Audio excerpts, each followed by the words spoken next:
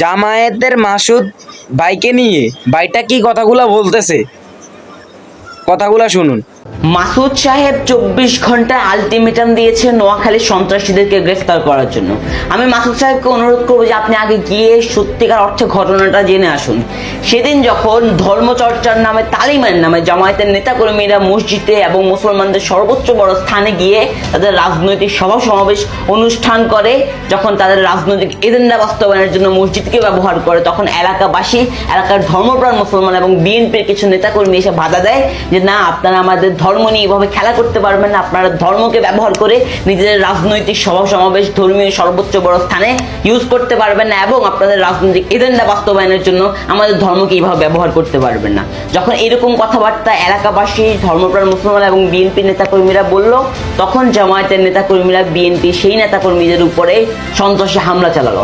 সেই সন্ত্রাসী হামলা দেখে এলাকার নেতাকর্মীরা নিজেদেরকে প্রোটেক্ট করার জন্য, সেই সন্ত্রাসী হামলা থেকে বাঁচার জন্য সামান্যতম আঘাত করে এই জামায়াত শিবিরের সন্ত্রাসীদের উপর। তখন জামায়াত শিবিরের সন্ত্রাসীরা সেটাকে ফেসবুকে তাদের ফেক আইডি এবং বট বাহিনীর দ্বারা পরিচালিত এবং নিকৃষ্টতম একটা কাজ চালায়, যেটাকে তারা বলল যে জামায়াত শিবিরের উপর সন্ত্রাসী হামলা করেছে বিএনপি নেতাকর্মীরা, এবং দেশবাসী তখন সেটাই জানতে পারলো। কিন্তু আসলে যে দেশবাসীর ধর্মপ্রাণ মুসলমানরা শুধুমাত্র নিজেদেরকে প্রোটেক্ট করার জন্য জামায়াত শিবিরের উপর ন্যূনতম হামলাটুকু করলো, সেটা কিন্তু কেউ দেখলো না। সত্যিকার অর্থে সেই সন্ত্রাসী হামলাটুকু যে জামায়াত ইসলামী করলো, সেটা জনগণ আর জানতে চাইলো না, কাউকে জানানোও হলো না।